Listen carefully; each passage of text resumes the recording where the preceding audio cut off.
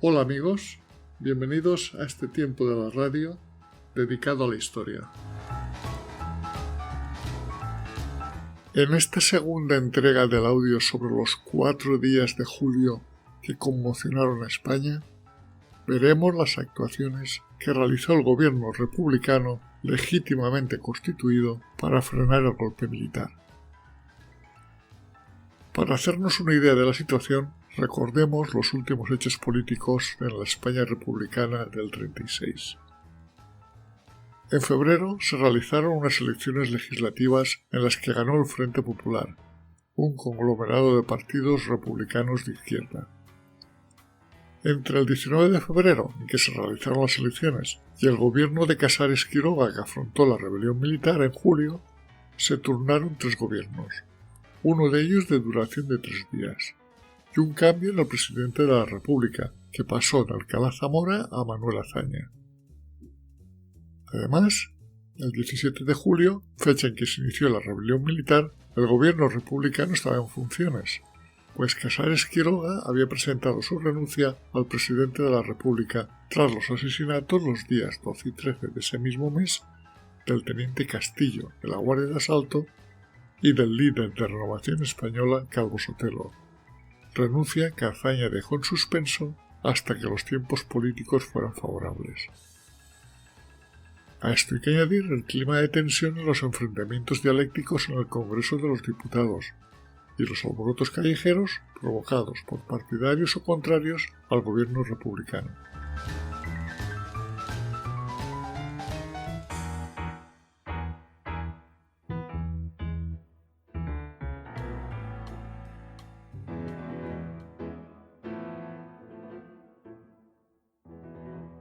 Y en el ámbito sindical las cosas tampoco transcurrían con fluidez. Se había dado la circunstancia de que el sindicato UGT, tras la victoria del Frente Popular, recibió un aluvión de afiliaciones. Para hacernos una idea de la misma, en Sevilla pasó de 4.000 afiliados a 30.000 y en Cataluña de 17.000 a 70.000. La movilización de los parados, la creación de listas de desempleo adscritas a los sindicatos y la reducción de jornada se convirtieron en temas sindicales característicos de 1936. Los nuevos gobiernos republicanos que fueron sucediéndose poco podían hacer en el contexto de las políticas de la época, pero intentaron impulsar las reducciones de jornada sobre el horizonte de las 40 horas. Pero los sindicatos más afectados por el paro y más radicalizados presionaban en torno al tema de las 36 horas, que ligaban indefectiblemente al reparto del trabajo. Y un panorama de huelgas se cernió sobre la sociedad, algunas propiciadas por la lucha de poder entre los propios sindicatos, como es el caso de Málaga, en el que se enfrentaron a tiros ugetistas y cenetistas por el control de la distribución del pescado.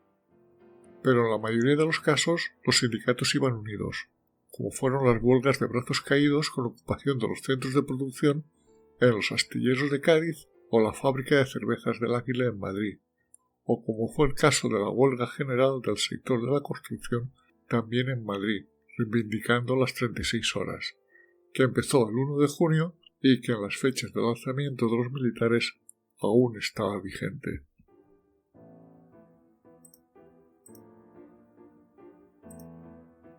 Y llegamos al 17 de julio. La guarnición de Melilla se sublevó a las 17 horas, como indicaba el directorio de Mola. La primera unidad que se alzó fue el tercer tabor de regulares de Alhucemas, al mando del comandante Joaquín Ríos. La noticia llegó a la península ese mismo viernes al anochecer y comenzó a circular por Madrid como un secreto a voces cada vez más compartido. El gobierno lo supo por el general Sebastián Pozas, jefe de la Guardia Civil, pues sus hombres en Marruecos, leales a la República, enviaron un radiograma de alerta. A pesar de que los rumores de la sublevación llevaban meses sucediéndose y de que los asesinatos del teniente Castillo y de Calvo Sotelo habían llenado del aire de miedo, el gobierno no consideraba en principio la hipótesis de una gran sublevación militar.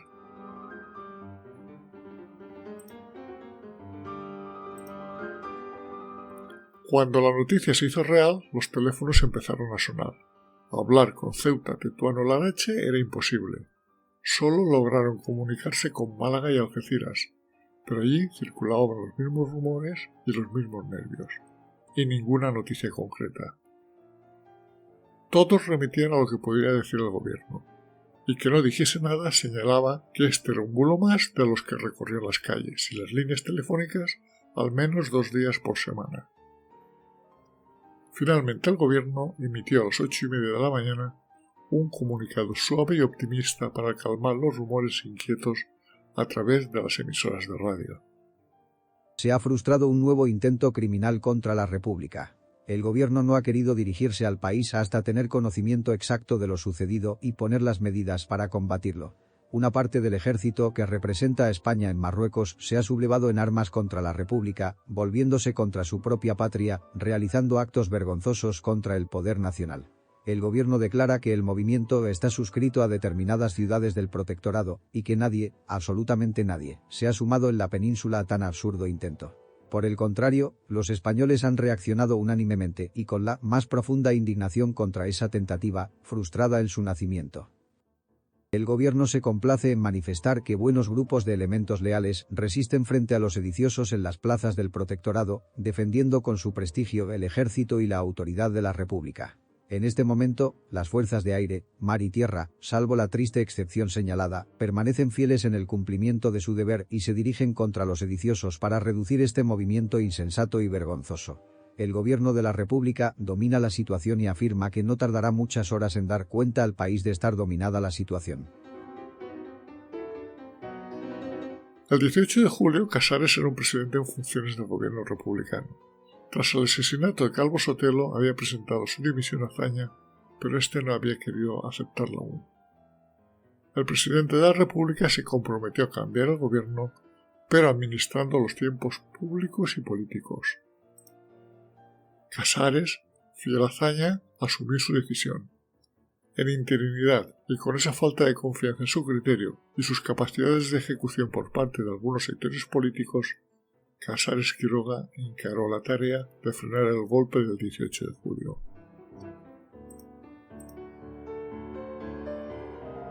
En la madrugada del 18 de julio, en la estación del Ministerio de Marina de la Ciudad Lineal, estaba de guardia el radiotelegrafista Benjamín Balboa, en una noche relativamente tranquila.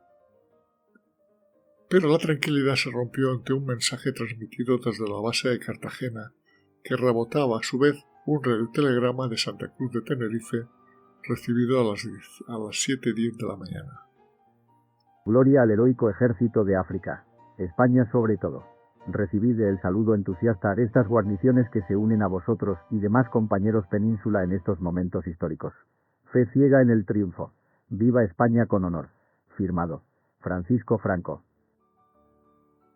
Al recibir el mensaje, Balboa intentó averiguar la situación en Cartagena, pero el compañero al otro lado del cable le dio largas y la comunicación se cortó. La circunstancia era grave.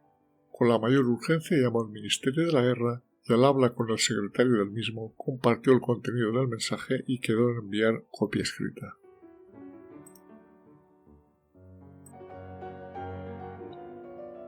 En la velada del 17 de julio, cuando Casares recibió las primeras noticias sobre la sublevación de Marruecos, se reunió de urgencia con el presidente de la República en el Palacio Real, entonces conocido como Palacio Nacional. Casares y Azaña coincidieron en la importancia de actuar con celeridad, evitando que la sublevación llegase a la península y mantener leales, amarrados a su promesa de defensa al régimen, a la mayor parte de los militares. Confiaban en la fidelidad de los generales a quienes habían colocado al frente de las 8 divisiones militares y esperaban que sus subordinados, por convencimiento o por disciplina, acatasen sus órdenes y cumpliesen su juramento. No se equivocaron en cuanto a la lealtad de buena parte del ejército, que se dividió en 2 durante el golpe. De los 18 generales de división que formaban la cúpula militar española, solo se sublevaron 4. Franco, Godet, Queipo de Llano y Cabanellas. De las 32 generales de brigada lo hicieron 18. Sí fue mayoría, en cambio, la rebelión en los oficiales del Estado Mayor, a la que se sumó el 80%. Entre los 60.000 efectivos de las fuerzas de orden público, la división fue igualitaria. La mitad se sublevó, la mitad se mantuvo leal a su juramento, aunque el reparto difirió un poco por cuerpos. Apoyaron el levantamiento algo más del 50% de la Guardia Civil y de la Guardia de Asalto y solo el 30% del Cuerpo de Carabineros. De este modo, el primer escenario de guerra civil se vivió en los cuarteles. Las medidas iniciales de Casares y Azaña atendieron a la necesidad inmediata de apagar el fuego, pero también tuvieron muy presente la importancia de mantener el apoyo de aquellos que, aunque no se identificaban con el gobierno, tampoco eran partidarios de la revolución. Para ello, intentaron combinar la respuesta tajante contra la sublevación con una adaptación de la estrategia de apaciguamiento.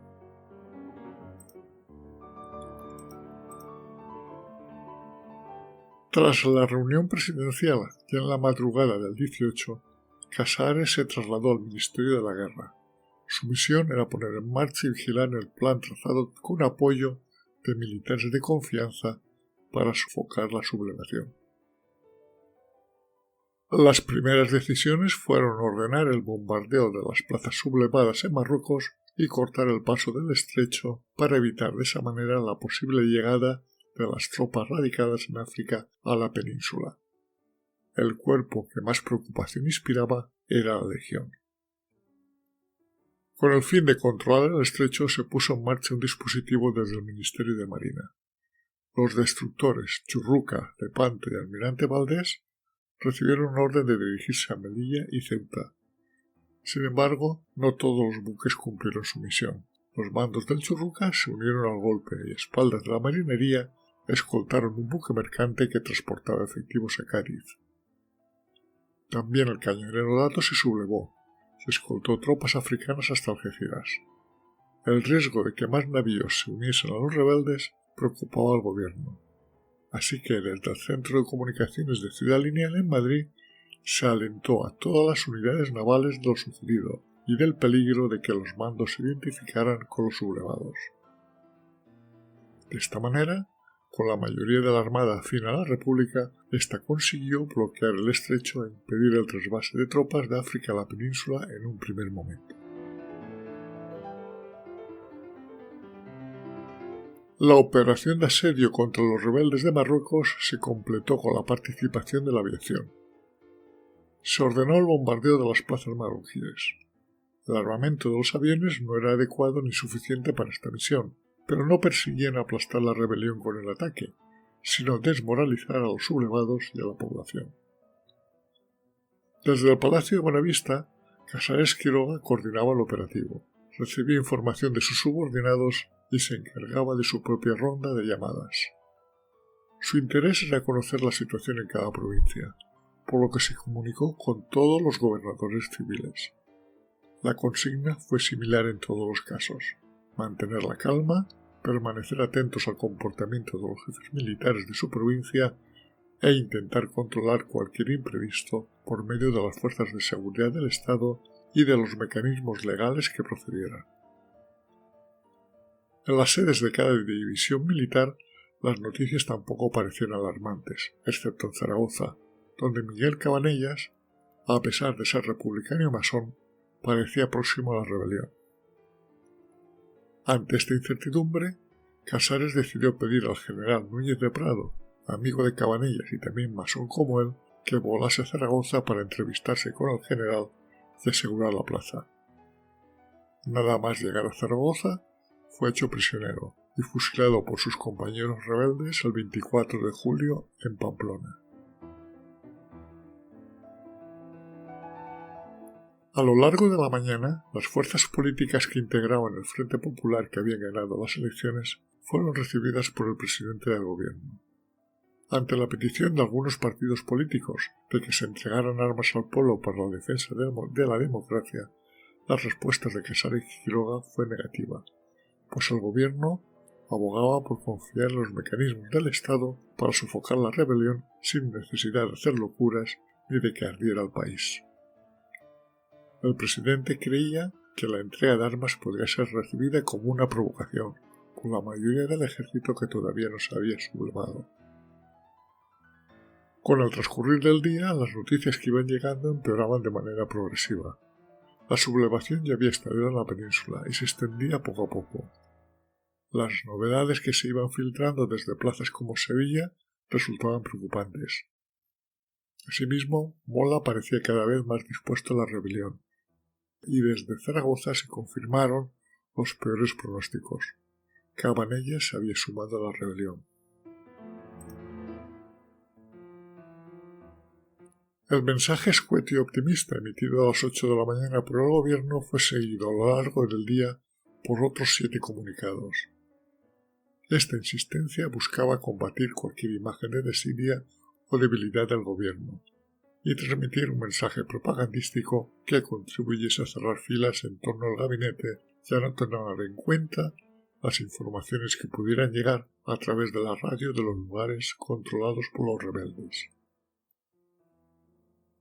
A las 6 de la tarde se celebró un nuevo consejo en el Ministerio de la Guerra, al que además de los miembros del gobierno asistieron los líderes de los partidos que integraban el Frente Popular.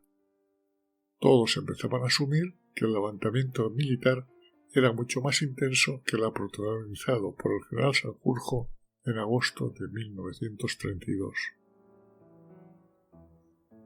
Para dar un nuevo impulso a la República, Azaña decidió atender a la petición de renuncia de Casares como presidente del gobierno y nombró para ocupar ese puesto a Martínez Barrios. El objetivo de Azaña era mantener a salvo la República, evitando por un lado que cayese en manos de militares golpistas y también evitando un movimiento revolucionario.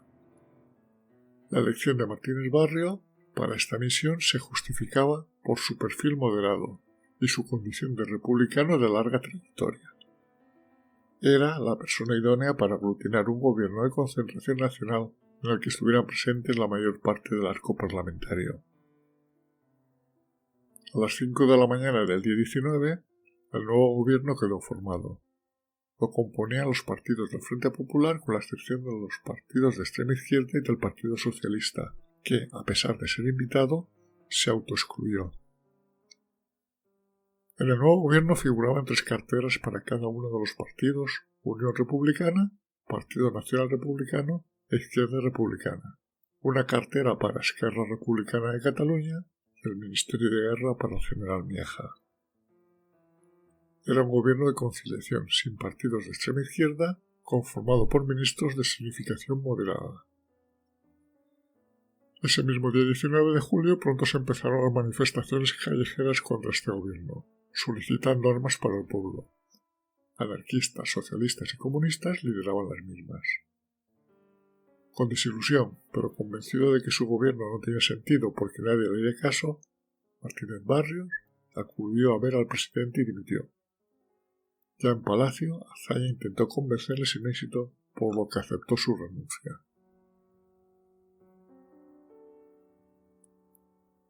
La retirada de Martínez Barrios tras su fugaz gobierno de madrugada dejaba vacante la presidencia en plena sublevación. Era urgente cubrir ese hueco y seguir tomando decisiones, pues los rebeldes no esperaban ni la paciencia de la calle tampoco. Una vez que Azaña vio alejada la posibilidad de poner en marcha el gobierno con el que esperaba defender la República, su mirada se posó en otro de sus fieles amigos, José Giral.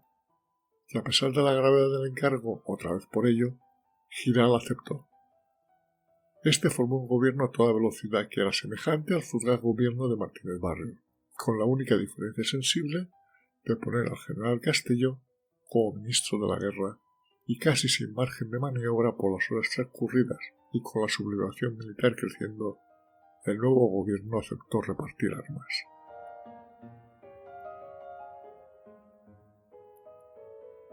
Mientras tanto, Franco aterrizaba con el Dragón Rapid en Marruecos para ponerse al frente de las fuerzas africanas, y el general Mola leía su bando de guerra en Pamplona. El golpe llegaba a su momento culminante, y el gobierno de la República se había mostrado incapaz de pararlo.